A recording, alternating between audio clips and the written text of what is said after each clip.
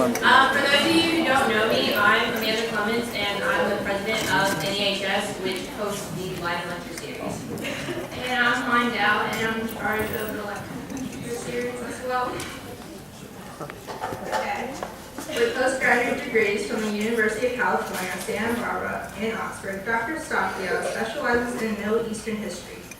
She has spoken on topics ranging from Islam and challenges of the modern Middle East, the historical roots of the Iraq crisis, and women's roles in the modern Middle East, and has contributed to panel discussion of various topics, including the crisis in Syria.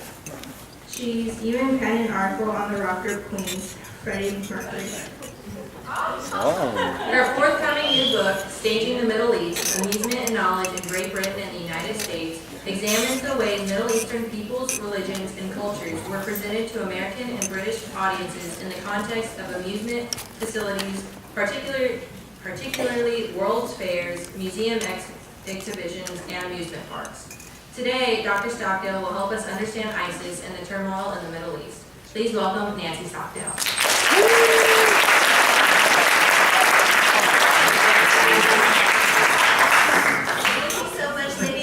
So much for having me at Bishop Lynch. It's a real honor and pleasure to be here. I want to thank Mr. Cantor for making this happen, and I want to thank all of you for coming after school. I know that extra credit is helpful, so I hope though that you'll get some good stuff out of my talk. So my talk has a somewhat deceptive title in that it says we're going to understand the current Middle East. And I don't really think we can walk away just from one talk with a clear understanding of really complicated topics. So what I want to do though today is introduce you guys to some of the key issues around two big topics that are getting a lot of news play recently. The issue with ISIS, which we hear a lot about in the news right now, in Syria and Iraq, and then also the issue of the Israel-Palestine conflict, and especially we're going to talk about the relationship between Israel and Hamas. I hope that if you feel confused during my talk, that's actually a really good thing. I think confusion means you're learning. So, you know, if you feel like, oh, this is so much and it's getting really complicated, that's okay. If you walk away with just one thing that piques your interest to learn more, I think that's a really good thing. And hopefully you'll walk away with a little more clarity. That is my goal. So anyway, as they said, I'm a professor at UNT, and my specialty is the modern Middle East. And I've lived in the region and traveled a lot. I've lived in Israel and in Jordan, and I've traveled throughout that region and also to Turkey and Egypt, and I've been in Morocco and North Africa and a lot of places in the region. So I have a lot of life experience as well as some academic study of the region. And so first I want to just talk a little bit about the Middle East so that we're all kind of on the same page about what we mean. And I always start with this question, which sounds really facetious. East of what and middle of where? So, you know, what is it? What is east of what, middle of where? What is the Middle East? What does that mean? You guys can tell me. Saudi Arabia. East of Europe? Okay, so like the middle of the Eastern Hemisphere. Okay, good. Like the Mediterranean, which is the middle of the earth, right? Okay, good. What else? Any other ideas? I heard a bunch of. East of Europe? East of Europe. Even though it's really kind of like south and over there a little bit. Yeah, good. So I bring this up because actually even the terminology of Middle East is a new term for the past 100 or so years. And this is a region that historically has been at times the very center of world power, and at other times, even when it's been on the downward slope in world power as it is today, it's still been very much at the center of people's thoughts and you know, kind of global history. And so, you know, I often like to just get us to challenge what we call things, you know, how we might think about how the world is divided on maps, and what got me thinking about this was years ago I went to Australia and I saw all these maps that to me were upside down because they showed the world with Australia on top. And, you know, I didn't say your maps are upside down because it seemed kind of rude, but to me I was like, why are their maps upside down? And so they had this whole idea about how they're not at the bottom of the world, okay? So I know this might sound kind of weird, like why is she talking about this? But I just want you to kind of interrogate sometimes the way you hear about how things are, what maps look like, what we call regions, okay? The Middle East. Well, so when I talk about the Middle East, I'm talking about specific places on the map, and I think maps are important. I'll have a few today. But I usually am talking about this region here. This is the heartland of the Middle East. It includes Turkey and Egypt and Israel, Lebanon, Syria, Iraq, Iran, Saudi Arabia, the whole Arabian Peninsula here, the Gulf states, this region. And then in my field of history, we often also talk about the North African countries as part of the Middle East and North Africa. So these are an area that are often lumped together as the Middle East, but they're actually extremely diverse with many different kinds of people, many lifestyles, and many varied histories, lots of languages. So I want to talk a little bit about that diversity too, because I think that doesn't come across a lot of the time when we hear about the Middle East kind of in sound bites on the news. And as, you know, I have these outlines, but don't worry if you can follow them if you want. You can just listen to me. It's up to you. I just have them there because some people like outlines, some don't. But the Middle East is extremely historically significant, and kind of since ancient times. It's a place that has influenced people all over the world. It's the birthplace of civilization. It's the place where people created things like agriculture, living in cities, writing. I mean, all of those things are so important, and they were born in the Middle East. And they influence us on a daily basis. So we don't often think about it, we just take it for granted. I don't wake up every morning and say, I'm so glad this guy, how many thousands of years ago, started writing. I just write. But we're related to the Middle East in this way. It's a crossroads historically between the people of Europe, the people of Africa, and the people from Asia. And so what that means is it's a place of tremendous diversity where people have been coming and going, some settling, some going off to their homes or new places, but leaving many layers of civilization there, many aspects of their cultures. It is the birthplace of monotheistic religions. So Judaism, Christianity, Islam, and smaller religions too, like Zoroastrianism, they all come from this region.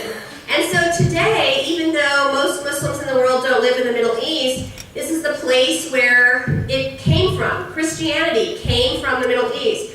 Judaism came from the Middle East. And so one of the things that, one of the impacts of this is that Christians and Muslims and Jews all around the world have a special interest in this region because it is the region where their beliefs came from originally. Is the microphone, am I too close to it?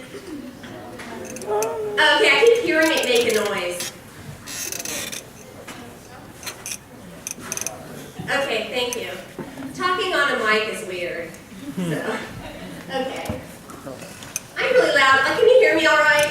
Okay, I have no sense of whether I can. Okay, great. I'm not going to worry about it ever again. If you can't hear me at some point, just shout out, I can't hear you, and then I'll talk louder. So another thing that's really important, though, about the Middle East is in the Middle Ages, this was the place where a tremendous amount of world power and capital were located. But it's also the place that was the bridge between ancient knowledge of the Greeks and the Romans, the Egyptians, for example, the ancient Indians, and the European Renaissance, the late Middle Ages, the work of the church, the Renaissance, and then the Enlightenment. All of the bridge between those cultures was the medieval Middle East, where the ideas of the ancients were studied and improved upon or changed, where many people had scientific advancements and inventions, and It's really a very important place for the reason why we have things like algebra, for example, and trigonometry. So, if you're really into math, you can celebrate the fact that medieval Middle Easterners were into it. If you don't like math, then you can blame them. So that's how we're linked to this region. And then, of course, it is a place that has a tremendous amount of resources, natural resources. The main one we think of today, of course, is oil and petroleum products. But before oil, there were all kinds of other natural resources that people were interested in, all kinds of foodstuffs and other forms of agricultural production, textiles that came from various types of plants like flax and cotton, wood, as well as tremendous amounts of manufactured goods that were traded around the world. So I just want to kind of bring up really quickly then a couple of other historic hallmarks of the Middle East, because these things I think are really important to have in the back of our mind when we see that today the region is fraught with tremendous crisis. That's a huge understatement. And tremendous disparity of wealth and power, and a tremendous amount of suffering. But historically the region hasn't always experienced this, and there's a whole lot of other stuff there that isn't just from the past, but it's in Middle Easterners' historical memory. So one of the key things that I think is often lost when we talk about the modern Middle East on the news, for example, is that this is an extremely diverse place.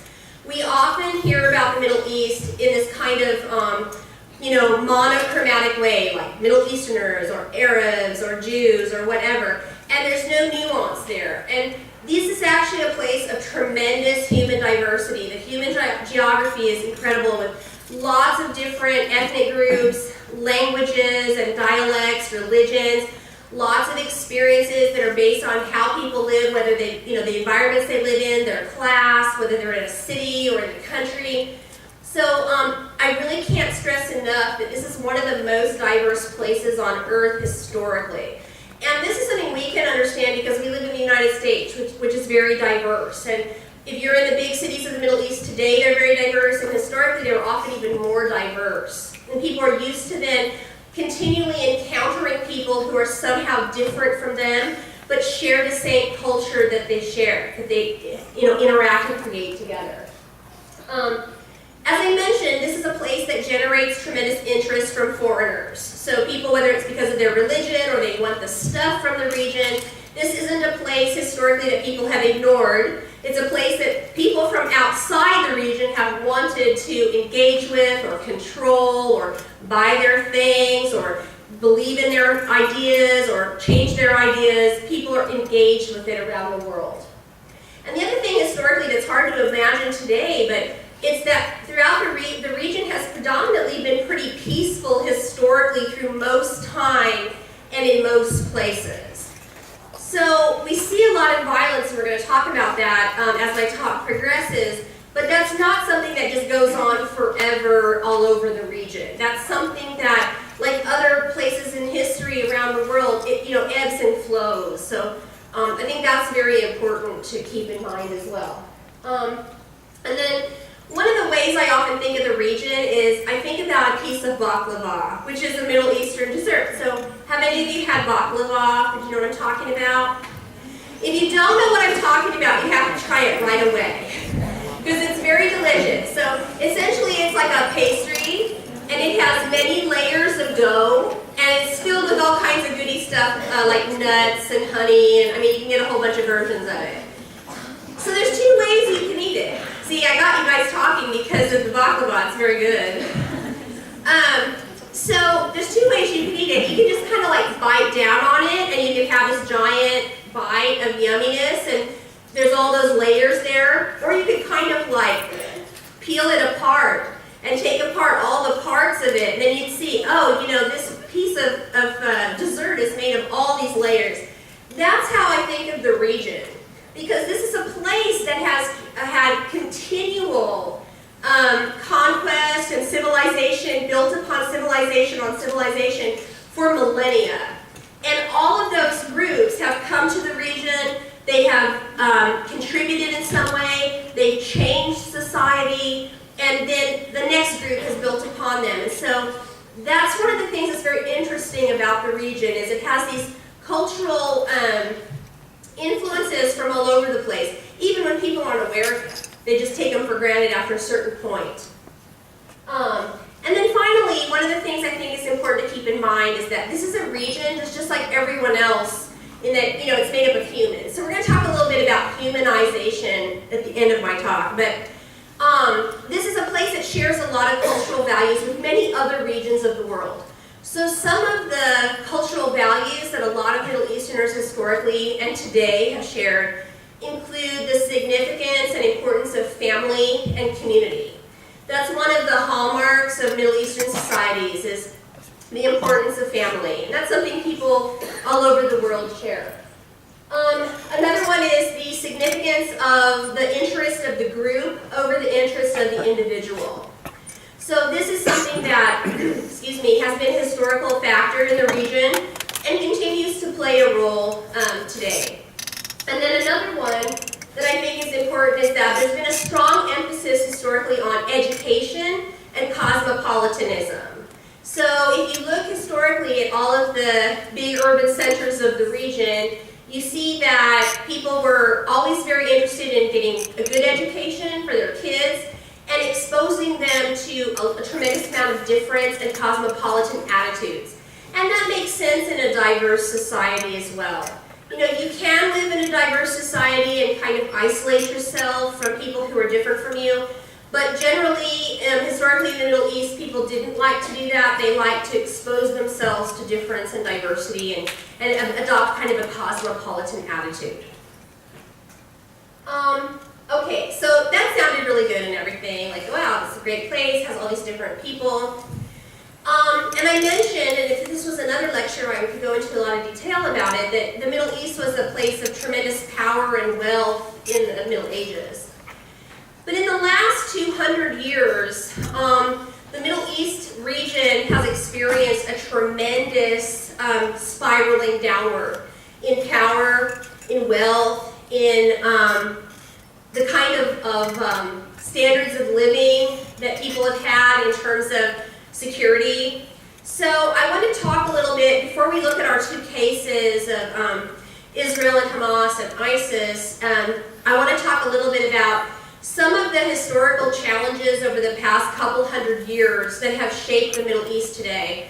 Because the modern Middle East certainly is a place that has experienced tremendous instability, a tremendous amount of suffering of the populations. And so why is this the case? So these are some of the reasons why, and this is just kind of a survey for you, and I highly recommend, if you're interested, I can encourage you to read some books about this stuff if you're interested, or watch some movies or something. So one of the things that created a problem for the Middle East in the 19th century was that the Middle Eastern societies had been living under a variety of very stable governments, like the Ottoman Empire, which was based in Turkey. And they were empires, so people did not have like their own countries that they were free in. So I don't want to sugarcoat that. But they lived in very long-term, stable Middle Eastern imperial settings. And all of that created a lot of stability for your average person on a day-to-day basis in most parts of the region.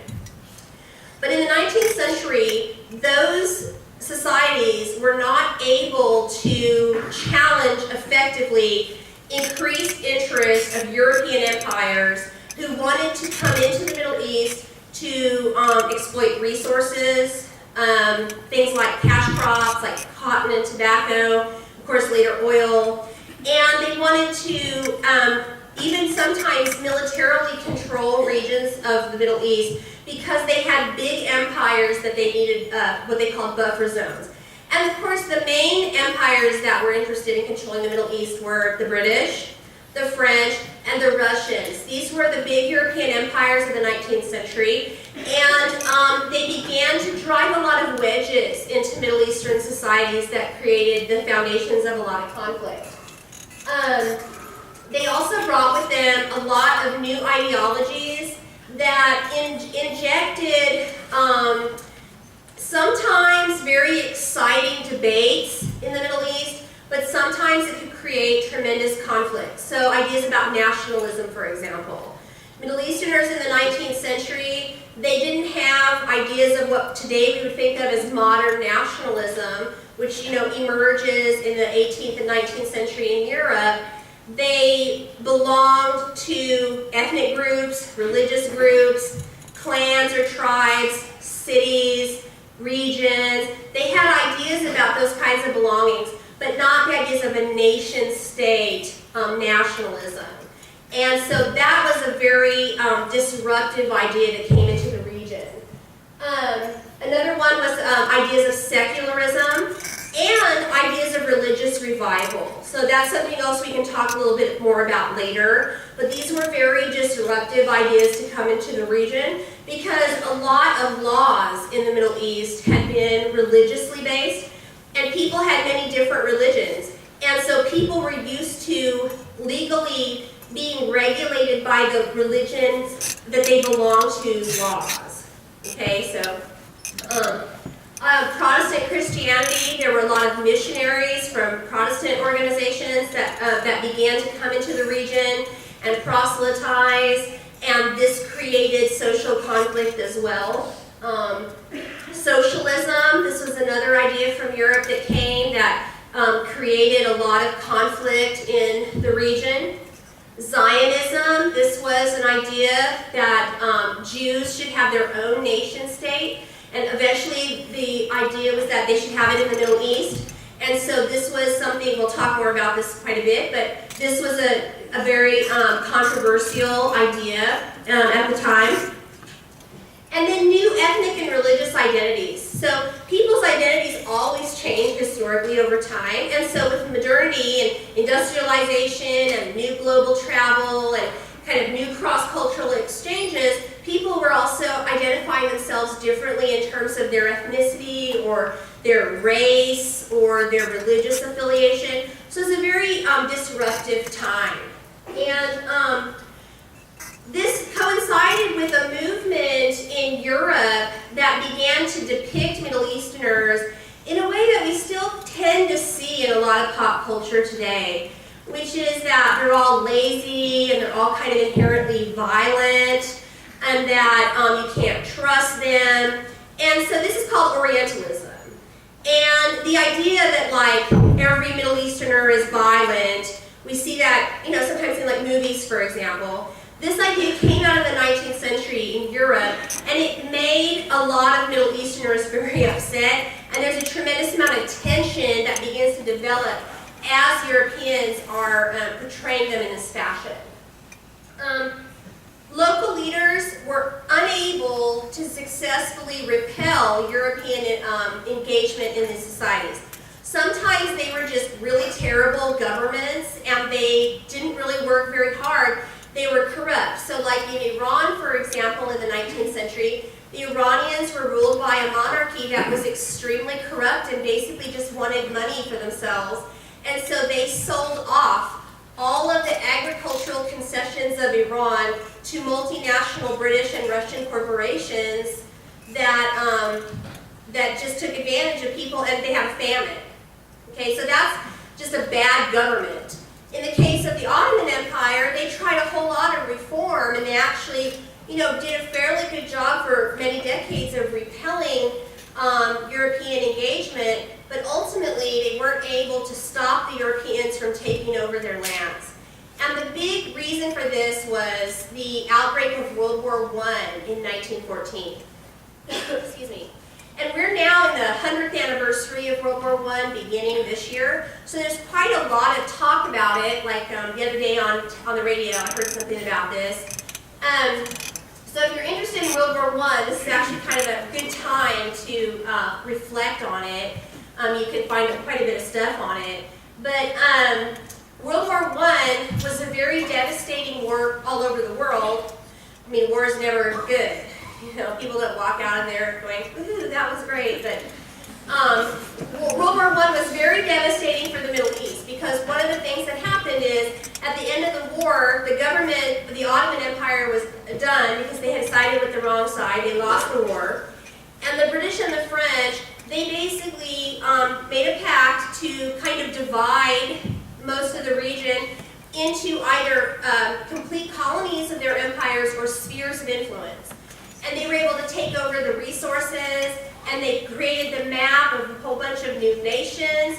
And sometimes they drew the lines purposely to cut off alliances between ethnic groups or religious groups or tribes, or they would kind of create clients in some area and privilege them and punish other people. So it was very devastating. And from the very beginning, people in this region like Syria, Lebanon, Palestine, Jordan, Iraq, these are the nations they created. People rebelled against them. And so the British in the 20s and the 30s, they had to spend tremendous amounts of money, the French also, trying to put these rebellions down. But it set up a system that we still have today, in that you have nation states that have a lot of wounds from the way they were created. The depletion of capital, the depletion of resources, and in particular, a lot of, one of the ways the British and the French ruled was to pick certain groups and kind of pit them against each other, kind of as a cliche of divide and conquer. So they did that, and they set up even new rivalries among groups that didn't exist before. So basically, the entire 20th century, if I could sum it up in a sentence, was about Middle Easterners trying to take control of their nations for themselves. And as the 20th century went on, the British and the French, they gave up their empire in the Middle East, along with most of the rest of the world. They gave up their world empires, and Middle Easterners got some independent nation states, excuse me, but they were still very unsatisfied with what they got. So, what are some of the reasons that they were unsatisfied? So, one of the major reasons initially in the 40s, 50s, 60s, that a lot of Middle Easterners were unsatisfied even with independence, was that they had huge areas of the Middle East that had great natural resources, especially oil. But not just oil, also things that we don't even think about really, but things like pearls, salt, caviar. There's a whole industries for these that based in the region, as well as foodstuffs, that's a huge one, textile making. And almost all of these things were controlled by foreign companies. So for example, just to give you an example, we know BP, British Petroleum. A lot of us know them because they had the big spill in the Gulf of Mexico a few years ago. So it impacts people in South Texas and in the Gulf. But BP was actually started originally as an oil company, a British oil company in Iran. And even when Iran had its independence formally, it was never formally colonized. But even as an independent state, it only existed when because the British had basically allowed the government to stay in power because they handed over 80% of the profits to BP, of which the British government was the primary shareholder at the time. And when a government came in that nationalized the means of control over the oil, that government was taken out of power. So this outraged people in the region, and you can see stories like this throughout the region. So that's one of the issues. Another one is that a lot of the states that emerged, they emerged with governments that were very far from satisfactory when it comes to actually providing successfully for the population. So you have a variety of models that come about. There's dictatorships that are militaristic and secular, that provide for people who support them, but if you don't, you get arrested or killed or deported. There were monarchies that did the same thing. So the models for independent governance were very unsatisfactory to Middle Easterners. And they existed because of the acquiescence or support of either the United States or the Soviet Union in the context of the Cold War, or because of the inability of local people to successfully overthrow them because of like state military power. So that was a major issue in the 60s and 70s in particular. And so a whole lot of terribly violent events erupted in the 20th century in the region. And just, I can make a little list, and it's not that little actually. It's kind of just the tip of the iceberg, but some of the things I was thinking about that create great disparity include like the Israel-Arab conflict and the Israel-Palestinian conflict, which we'll talk about in a moment. There was a big revolution in Iran in the late 70s. It created the Islamic Republic, which is the government that still exists in Iran today. There were many wars in Iraq. There was a war between Iraq and Iran in the 80s. There was a war between Iraq and a large chunk of the world led by the United States in 1991. There was obviously the war in Iraq that started in 2003 and more. There's tremendous tension in the region too over people who want to have secular lives and people who are part of like a revival of what they think of as a revival of religion, or what we would call probably fundamentalist Islam, and so this is a huge crisis about people who want to live with secular law or people who want to live with some people's interpretation of religious laws. This is a huge conflict among Middle Easterners. Of course, you have the emergence of many terrorist groups, including some worldwide ones like Al-Qaeda, which is the most prominent one, executed the 9/11 attacks in the United States. And there are millions and millions of displaced people in the region because of wars, refugees. Right now in Syria, for example, because of the war in Syria right now, there are over 9 million displaced Syrians, and this is the largest refugee crisis since World War II in the world. And it's getting bigger every day, so that's just one of them. There are Kurds, Palestinians, and all kinds of other people who have been displaced because of war. And so when people lose their homes, this is a very serious security issue, humanitarian issue, political crisis. Tremendous disparity of wealth and power in the region because of dictatorship, because of the exploitation of corporations, because of the fact that some areas have tons of resources and some don't have any, because of very increasingly rigid class disparity. There is a vast population in many countries that have very little, and a small group that have almost all the wealth. So that has set up tremendous problems in many countries. There have been civil wars in the region, like in Lebanon, like now we see in Syria, as we see now in Iraq. So this is a very serious problem too. And so a couple of years ago, you might have heard about what was called the Arab Spring. These were huge uprisings in places like Tunisia and Egypt, of people who wanted to overthrow their dictators, and they did overthrow them. And in some places like Tunisia, they were very successful. They just had elections in Tunisia a couple weeks ago. One of my former students is actually a reporter now, and he was there covering it. But in places like Egypt, they have gone back to dictatorship.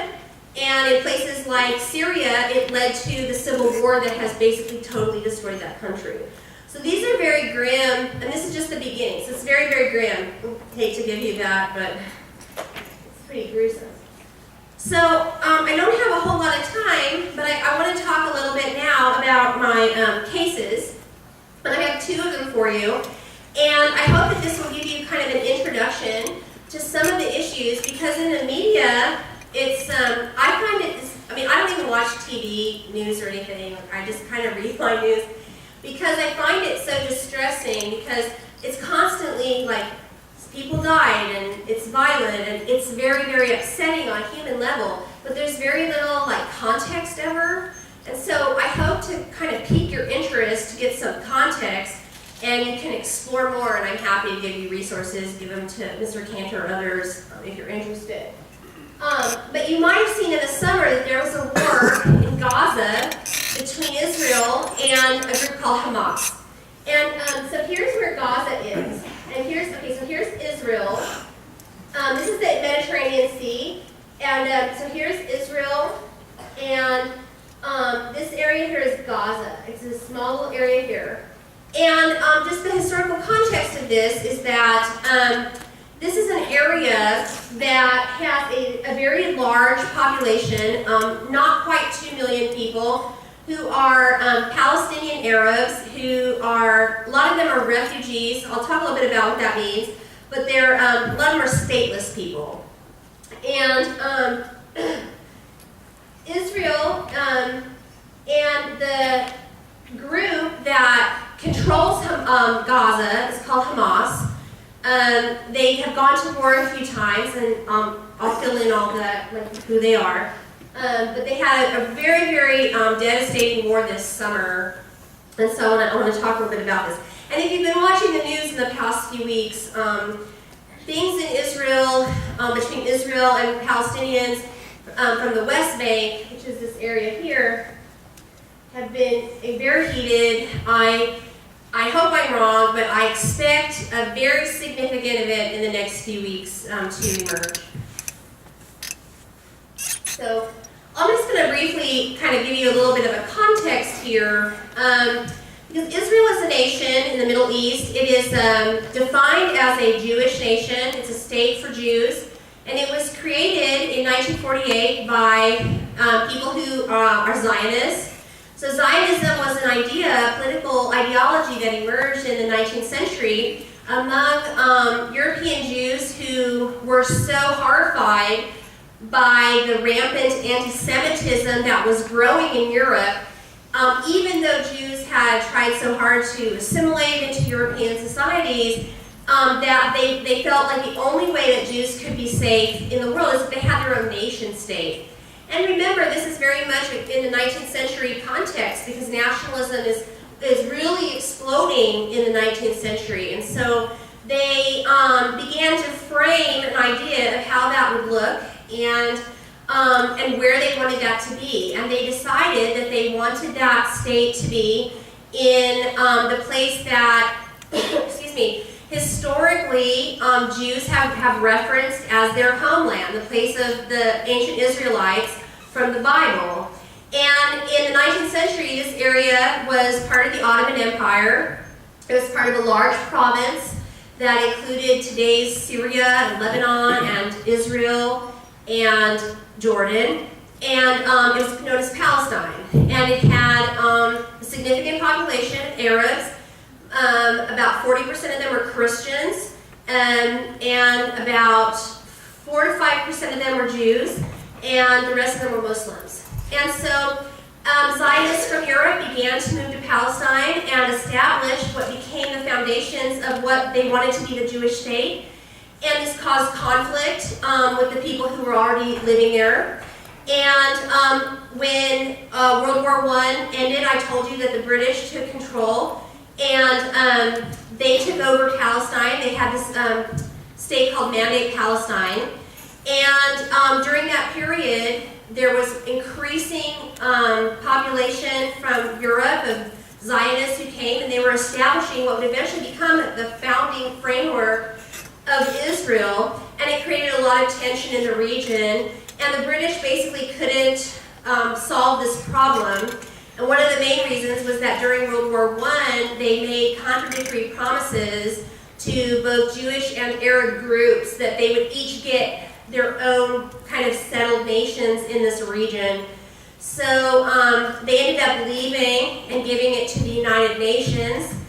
And between 1947 and 1948, first there was a civil war in what was then Mandate Palestine between Zionists and Arabs. And then when the British left, there was a vacuum. So the Zionists declared themselves as the State of Israel. And they said, now this can be a Jewish nation, Jews who come from all over the world. And this was particularly important for them because in 1948, this is just a few years after the end of World War II. And of course, in the context of World War II, I'm sure you guys have studied the Holocaust. So you know that vast parts of the majority of European Jewry were killed. So people really felt in Europe that there should be a place for Jews, a nation. But in the Middle East, Middle Easterners interpreted this as European colonialism. And so they went to war with Israel, the neighbors of the new state. And in the context of that war and the civil war that had broken out, a lot of people left their homes and eventually became refugees. The majority of Palestinian Arabs who lived in that area were refugees out of their homes. And they lived in neighboring states predominantly, or in places like Gaza and the West Bank, which were not conquered by the new state in that war. And so basically, I mean, that's a really short little blurb, but the reason I wanted to bring this up is that for Israelis, this is their war of independence. And the foundation of Israel is that it has to be a state for Jews all over the world to come, to be safe, and to be themselves. And for the Arab states around it, they continue to view Israel as kind of a puppet of Western imperialism, okay? So there's been kind of nonstop animosity in the region, many wars, tremendous loss of life from every angle, tremendous amounts of tit-for-tat violence. It's horrifying for everybody involved. And so what we saw this summer is just one part of a very large issue and crisis, okay? So there's that. Now, to introduce Hamas into this equation, I just want to mention this very briefly.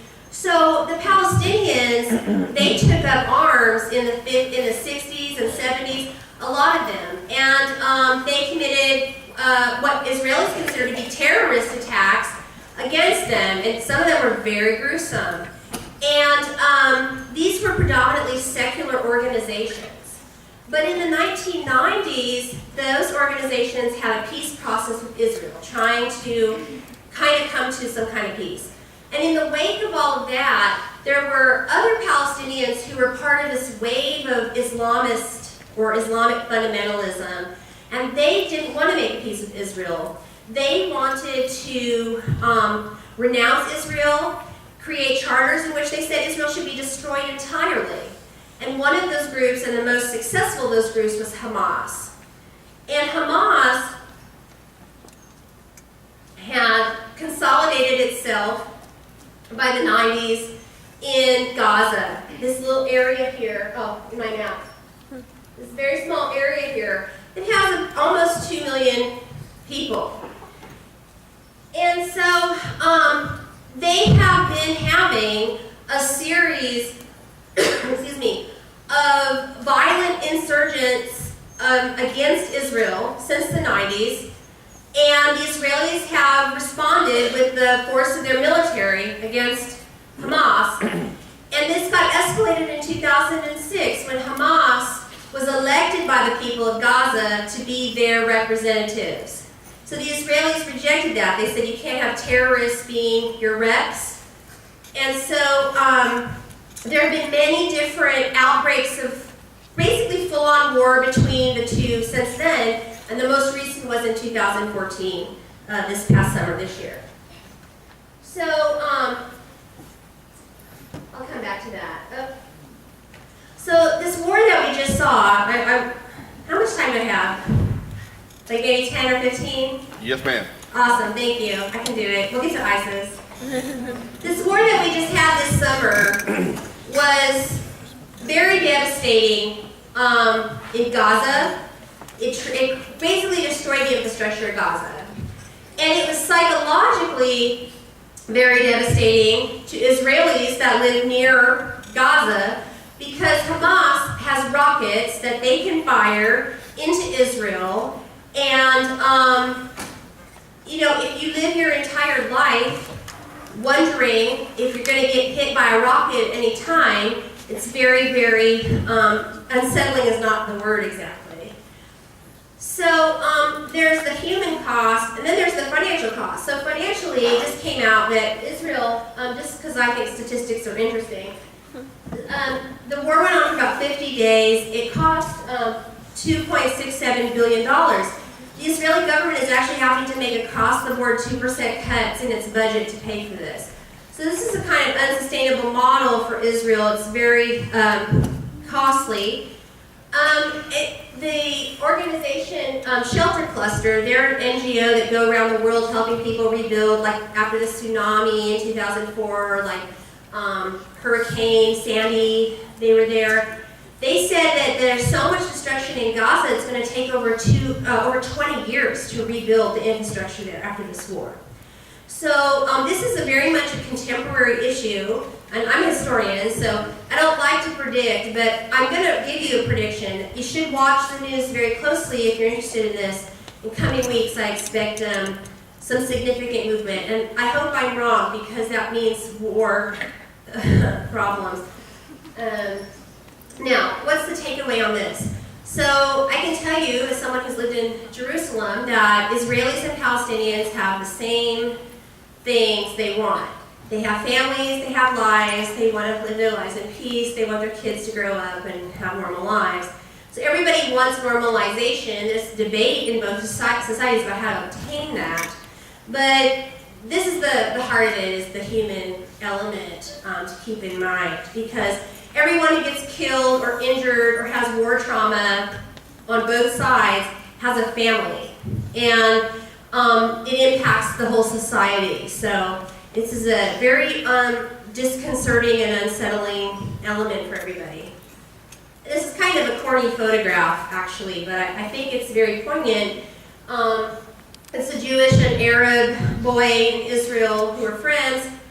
And there are many Israelis and many Palestinians who work both together and inside their communities to achieve peace. So, I think that's possible, but right now it looks very unlikely. So now, what about ISIS? ISIS is in the news a lot. They could call it a whole bunch of things. I'm going to call them Daesh because they hate that name. I really don't like them, okay? Nobody should. But I don't like calling them Islamic State because they're not a state.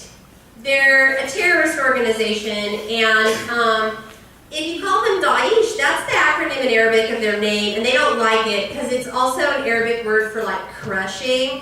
And so Arabs call them that because it's kind of like crushing them under their foot, like gross, like stepping on them like a bug. So I like to call them Daesh, but you can call them whatever you want, but like in France now, the media calls them Daesh because they hate it so much. But let me talk a little bit about them and who they are and what's going on with that. How did they come about? So in the past 15 years, there's been the breakdown of a variety of societies in the region. First, Afghanistan, which is slightly to the east of the Middle East, but it is a country that's been at war since the 70s and has collapsed infrastructure in the late 90s, have this horrible organization that took over called the Taliban, kind of similar in some ways to ISIS or Daesh, but in that they have this really rigid outlook that like no one can conform to, so they just kill people. Okay, it's kind of that basic. And then the Iraq War devastated the Iraqi infrastructure and society, left a lot of power vacuums, and in Syria now, there are areas of Syria there that have these huge power vacuums. So a lot of terrorist groups have emerged or grown to take advantage of those. And Daesh, ISIS, is one of those groups. They came out of the war in Iraq and they allied themselves with Al-Qaeda. And then earlier this year, actually, Al-Qaeda said, we don't want to be associated with you anymore. You're too violent. And when I hear that Al-Qaeda got rid of these guys, that's pretty telling. And there's a professor, actually, I put the quote up here. I'll come back to that, but there's a professor at Princeton, and the way he put it I thought was very good. He said, for Al-Qaeda, violence is a means to an end. For ISIS, it is the end in itself. And Al-Qaeda recognized this. They basically said, you're cutting off everyone's head. you conquer a town, they're not gonna like you. If you conquer people and you don't do something for them pretty quickly, they're gonna rebel against you. If you cut off their heads, they are not gonna be submissive to you.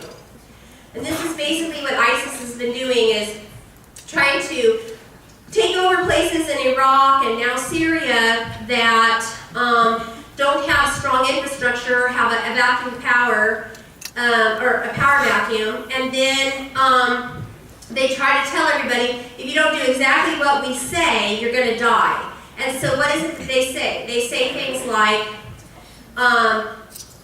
we have this very rigid, well, they don't frame it in this term, but they say we have this very rigid and ahistoric version of Islam that says that we are the new leaders of the entire Islamic world, and you have to do everything we say, and, you know, education is bad, women and men should never talk to one another, women shouldn't go out on the streets, you have to give us all your stuff, and if you don't do that, we're going to have like a public display of executing like the men of the town. And of course, this is beyond frightening for people who experience this. And it kind of reminds me, because I'm a history dork, so like the Mongols, when the Mongols 1,000 years ago conquered Iraq, a little less than 1,000 years ago, but when they conquered Iraq, they showed up and a lot of people already heard, these guys will kill everybody in town. And so, you know, town after town was like, just take it, leave us alone. So that's kind of how it's already gotten with ISIS, just very, very violent. You know, I mean, I can't really show you photos of what they do. They're just too gruesome. I just can't subject you to that.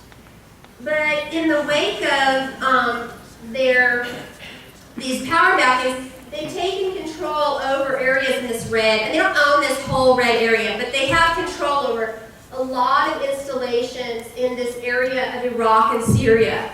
And of course, this is an area that is tons of oil and oil pipelines. And so one of the things that they do, is that they take over oil and oil platforms and refineries and pipelines and sell the oil and get millions and millions and millions of dollars, and then buy guns, rockets, Humvees, tanks, you name it. They get all that stuff. They claim they're the only people who can interpret Islam for 1.6 billion people.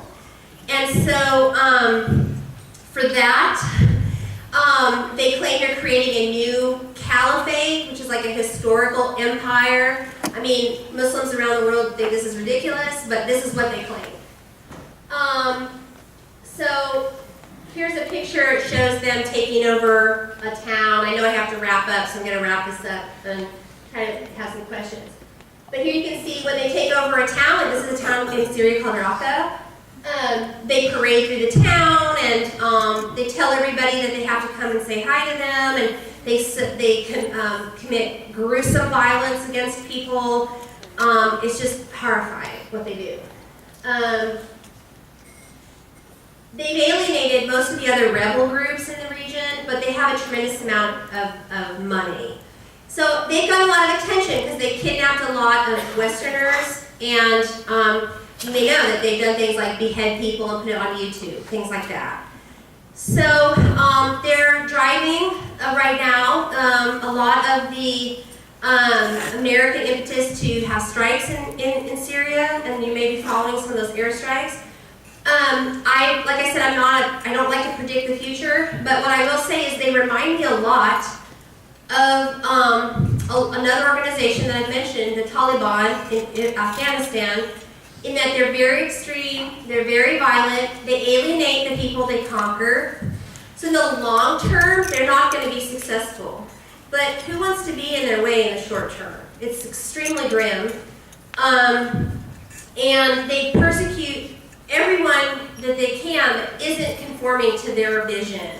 So it's going to be very interesting to see what happens here as they go on. It appears that they don't have a lot of alliances in the region, but they have the money. So we'll just have to see what happens. Now, my final slide here, I like to end on a high note because I think I just hit you with a tremendous amount of grim. And I wish, I always wish I could come out and be like, everyone loves each other and it's all really good, let's go on a holiday. But what I'd like to lay you with at the end is half the population of the Middle East is under the age of 30, which is a very big and maybe grim statistic when you think about things like education and jobs. But it's also very hopeful if you look at it from the perspective of youth and innovation. And people in the Middle East, they are aware that they face very big challenges, but they also have a tremendous amount of energy that they want to convey to create a better world for their kids. And so I found this picture of this little boy in Syria who has a sign in English for the world. It says, "Tomorrow is mine." And I thought this is very, very poignant. All of these people that are impacted by all these events have families and they have lives and they have the same goals and dreams that we have. And so when you're watching the news and you're trying to historicize all the stuff that you see, think a little bit about this kid and his friends too and how these things impact him. Because I think that we tend to dehumanize what we don't know. I don't think we do it on purpose, but we just kind of hear stats and numbers and everything's kind of over there. But in fact, these people, they're just as excited about the world and challenged by the world as we are. So I hope that's been helpful, and I'm happy to take any comments or questions and anything you want to talk about. So.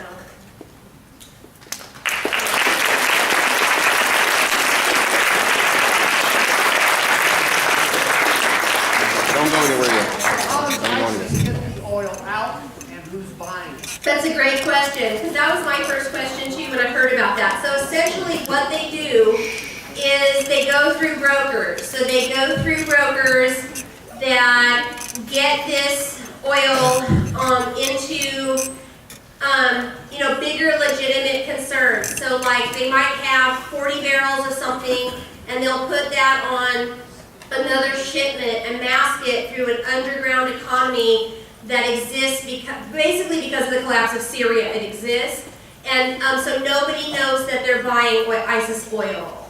And so when it gets to the person who's purchasing it, so it's a whole underground economy where they do have people that they pay off, but they'll take over these areas, they'll force the workers to continue to work, and then they will mask the oil or the other petroleum products through sales in this underground economy.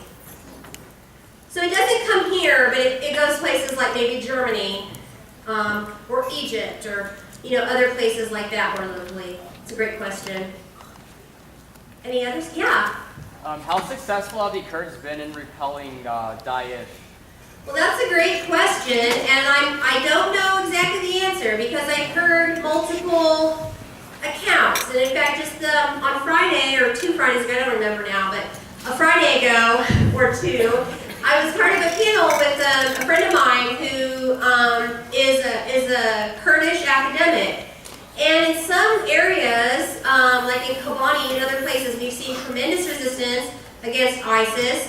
And we've seen the Kurds be successful in repelling them, pushing them back in places in the north of Iraq. And in other places, we've seen that it's not really possible. The big player here is Turkey, and that's a whole other situation because the Turks have their own Kurdish problem, quote unquote, in that large areas of southeastern Turkey are Kurdish, and the Turks have had their own kind of quasi-civil war with the Kurds. And they are very conflicted about how much support they want to give Kurds fighting ISIS on other side of their border, and how much they don't want to help Kurds achieve their national goals inside Turkey. So some of the Kurds in Iraq have been successful, some of them have been successful in Syria, but we still get very mixed accounts and we don't really know yet. So it's an unsatisfying answer.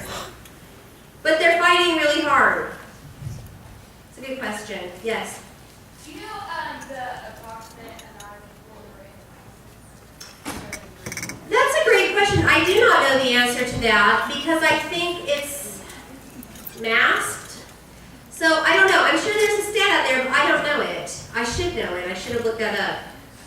So I'm going to look it up on my phone when I go back to my car.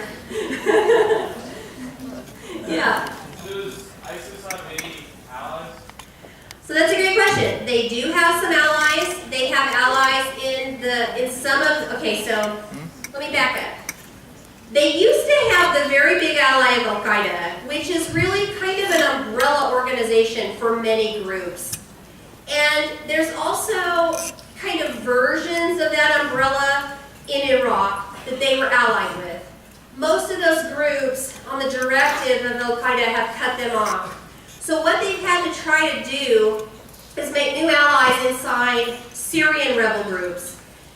Excuse me. And some of the Syrian rebel groups have made very strange bedfellows that have, with other groups that have totally different ideas than themselves, kind of to survive because they all see themselves as fighting Assad regime. So what ISIS has tried to do is link up with some of those groups. And there are some Syrian groups that have emerged that seem to have kind of similar ideas, but they're not successful. They're very small and they've been kind of put down very easily by Assad.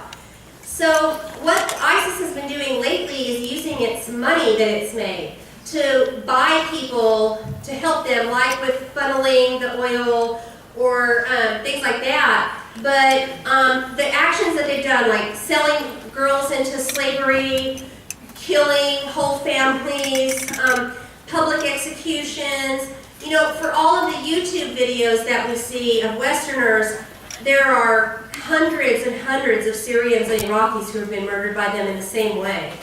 And so that has alienated really most people. So it's kind of unclear now who their allies are because they have alienated so many of the people who had been their allies before. So they buy help. Yeah. So I might be wrong, but I thought that some of the ISIS people that agree with ISIS are these other in the Middle East. Yes, A lot of people try to start smaller ISIS groups in their countries or go to the Middle East.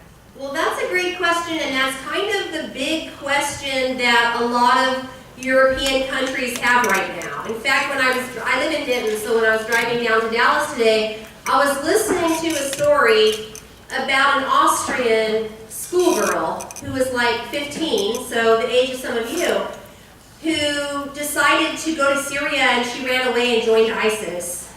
And then she became like a YouTube ISIS star for a while. And so, of course, this freaked out. They were interviewing her teachers, and they were completely freaked out. And they were like, it was a cliche. They were like, she was such a nice girl. And, you know, so it's funny, but it's really serious and scary when you think about what that really means. And so one of the biggest questions now is, yes, do they have cells in all of these other countries? And do they have people who are trying to create groups in these places? I'm sure there are people who are creating these groups in Europe and, you know, probably here and in a lot of other places in the world. Are they going to be successful? You know, time will tell. I mean, I hope not. But that is a major, major concern. And you often will see that as homegrown terror or homegrown ISIS is usually kind of the way they present that. So, it's grim. Yeah. Is Islam a religion that all Chinese are not from the back?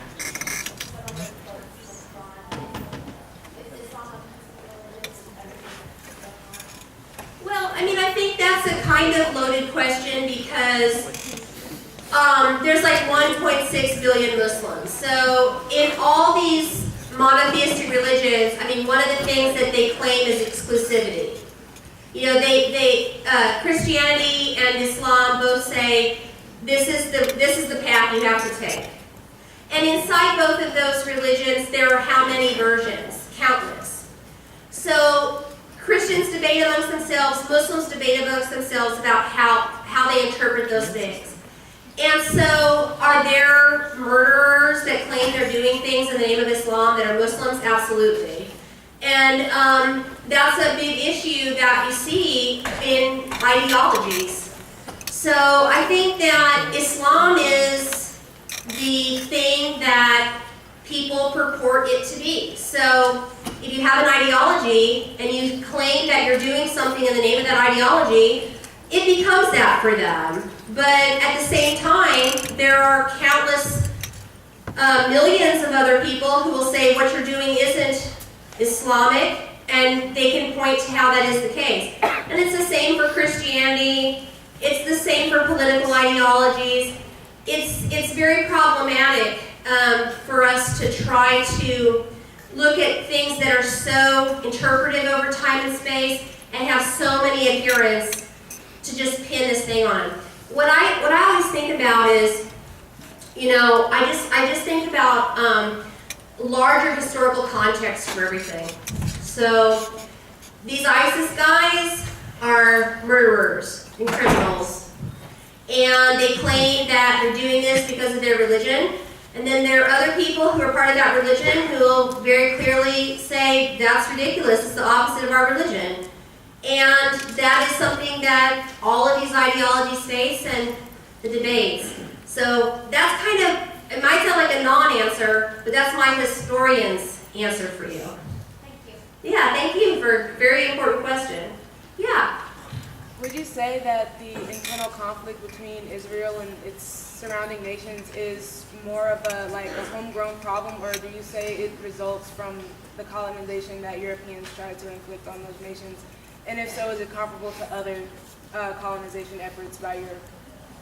That's a great question. It's a very complicated one. Because I think it depends on your perspective, and it depends upon your time and your place. So, certainly for Israelis, they would not see themselves as part of European colonial exploitation. They would see themselves as people who descend from very hardworking colonizers who created a nation in a place that didn't have that. And they would point to the successes that Israel has achieved as a young nation as an example of kind of the legitimacy of that nation. And the neighbors would see Israel as an extension of European colonialism. As for the wars between them, whether it's Israel and Egypt and Syria and Jordan, Egypt and Jordan actually have peace treaties now with Israel, but they've gone to war many times. Or if you look at the contest between Israel and Palestinians and all of its versions, you'll see all of those things and more. So it's really about perspective. So that's kind of my historian's reply. But I think the main thing here is to see that when you look at the Israel-Palestine conflict, you have to see it in terms of the power dynamic right now is that you have a nation state, and then you have a variety of paramilitary organizations. And some of them purport to be governments, like Hamas. They were elected through elections that Palestinians have in Gaza. And the other party, Fatah, which is totally different, got elected in the West Bank. But they don't have nation-state status, so there's not, it's not like a peer relationship in that way. So that's a whole other quality to the crises that emerge in terms of diplomacy. Ultimately, people die and have their lives ruined and destroyed, and that leaves scars that become like checked off. So you can say, this many people died, this many people, this many, this many, this many, this many, and that goes on and on, and what's going to break that, I'm not sure. So I hope that, yeah, are we done? No, let me take a couple more questions, but I do have one, and I know there's someone right over there. Yeah. We just had an election, this state elections, et cetera, et cetera. Yeah. Shortly we'll elect a new president, and obviously politicians will use rhetoric, whatever it may be, to hopefully win the election. ISIS will probably be part of the rhetoric. In your estimation, though, what threat is ISIS to the United States? Oh gosh, well I hope not much. Honestly, I mean, I don't know how to answer that exactly because I don't feel like ISIS is one of those organizations that has like operatives here training, like say for example like Al-Qaeda with the 9/11 thing, you know how excuse me, there were people who were living in America long term, went to flight school, you know, they've had this whole life and then they executed this event. Excuse me, ISIS seems a little too I don't want to say disorganized, they seem organized, but I don't think they really are. I think it's, I'm not being articulate at all. I think they're kind of like a ball that goes thrown down a mountain, but I don't necessarily think there's like a large umbrella of people around the world that are organizing in a coherent fashion a variety of operations. And I hope that's the case. I don't want to be wrong. To me, ISIS is something that's, you know, hopefully short term, but very destructive in its ways, especially in Iraq and Syria. But you know, who knows? Because then I just saw this headline yesterday that they're in Libya now, or some people who are claiming they're ISIS are in Libya. So I don't know, but I'm sure we will hear about it a lot in the election. So hopefully not because of violence in America. Yeah.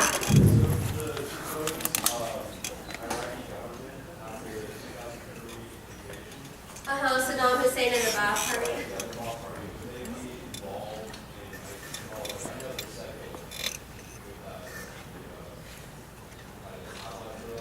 That's a really interesting question, and you know, unless there's some research out there I'm unaware of, I would say no, and here's why.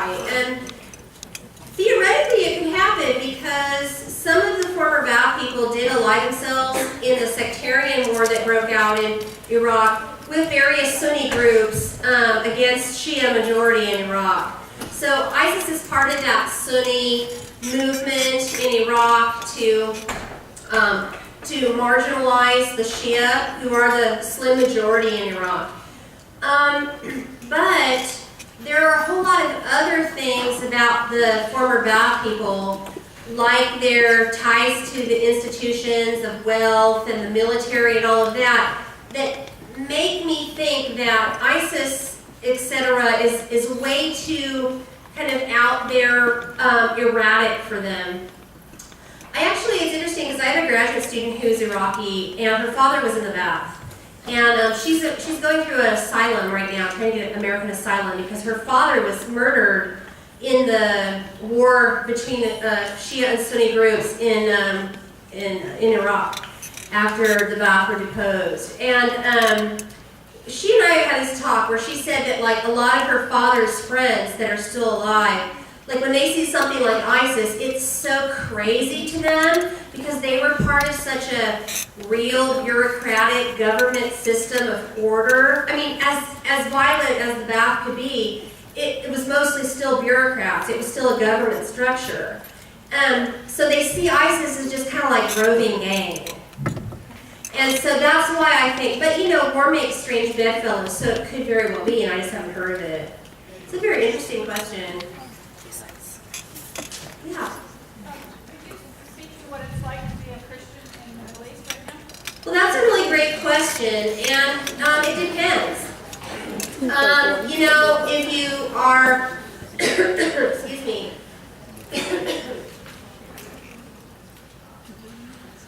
obviously we've seen persecution of Christians in places like Iraq and places like Syria where you hadn't had that really before. You know, in the recent past of the dictatorships. In a place like Lebanon, it's very easy to be a Christian for the most part. It's not easy to be Lebanese per se. day in the post-Civil War period, but they don't face the mortal threat that Christians are facing in places where ISIS have taken over, for example. If you're in Egypt, there's been a lot of discussion about the position of the Copts since the Arab Spring in particular. Egypt is anywhere from 6 to 40% Christian in various areas. It's indigenous Christians that trace themselves back to the 3rd century. So some Copts have been assaulted, murdered. There has been some persecution of Copts. But then that's had a huge backlash of public opinion in Egypt. Like, people have said, this is ridiculous, why is this happening? So it really depends. But I think one of the great tragedies of the modern Middle East is that the position of Christianity, which is very, very rich in the region since Christianity was founded, has really been snuffed out through immigration, through war, through some kinds of persecution. So it's it's very upsetting. Like the city, I work in Jerusalem for my research, so the Bethlehem is just a few miles away. The city of Bethlehem was 100% Christian for the most part, about 99% Christian. Now there's very few there, and that's a result of war and displacement, and things like that are just very upsetting if you are interested in not just Christianity or Christianity in the Middle East, but just diversity in the region. The diversity has become less in the modern Middle East than it was. Have you read William Dalrymple's book From Holy Mountain? If you want to read one good book, and it's not like academic, it's like an easy, fun read, it's called From the Holy Mountain, and it's very interesting. He just goes through the Middle East following Christian history, and he juxtaposes the stories of the early saints and founders of Middle Eastern Christianity in late antiquity, and then modern Christianity in the region. And it's a very interesting book. I highly recommend it. Yeah, thank you for that great question. Yeah. Has there been any cooperation between Iran and the United States in fighting ISIS? Yeah, it seems so. It seems that there have been communications, and they have it in common that they want to defeat ISIS. The Iranian regime is not just logistically or financially opposed to ISIS, but they're theologically opposed to ISIS.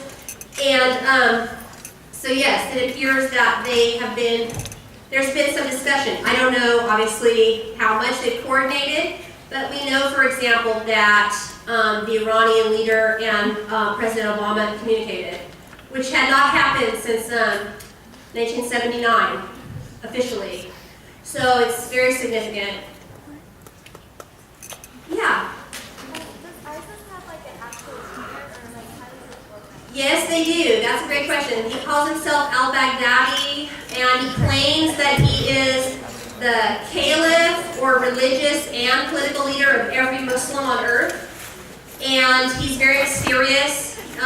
He doesn't photograph very often, although he has a Twitter. So, 21st century terrorism. Yeah, you can check it out. Gross. So, I don't want to give him hits, I think that's what he wants. But if you're interested, they have Instagrams and everything. It's actually very interesting. But yeah, he's apparently, he is the leader of the group, and it seems that he really is the leader, but they keep a lot of mystique around him. I think he's also very unattractive.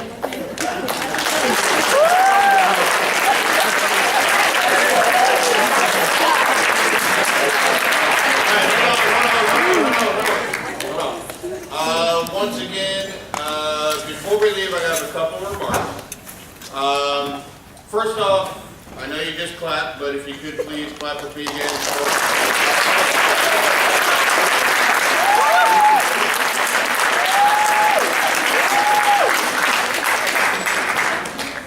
In February, we'll have another lecture series. It's a lady who is a former CIA and FBI agent who worked in counterterrorism from 9/11 to just a few years ago, so she'll be speaking then. You're going to have to help me to get the word out. I know several of your colleagues, your friends had to go, 5 o'clock, parents picking up, etc., etc. Sorry, I went over. Quite all right. If there's questions, let's get them answered. If you need to jot this down, do so. Now, we stand you to come in, okay? Or some of you wrote your name down. But at some point, I am going to send all the teachers comments. Now, what does that mean? When you go to the Bishop Lynch homepage, okay, go to our website. At the very top, you know there's tabs there. One on the left says academics. Okay, when you scroll down there under academics, it says Leyden Lecture Series. Click on there. On the far left side, underneath the banner, the logo for Leyden Lecture Series, there's a Google form. Okay, Google Doc form, no big deal. It'll ask you what grade you're in, your name, and to state a few comments about what you learned, your reaction to today. Hit submit. So it'll take you about 5 minutes grand total. Let your friends know. I'll distribute this information also through the English department so we can let the students that were here know. I'll leave it open over Thanksgiving because I know there's a lot going on, but get that done so you can get the appropriate credit for being here. Thank you.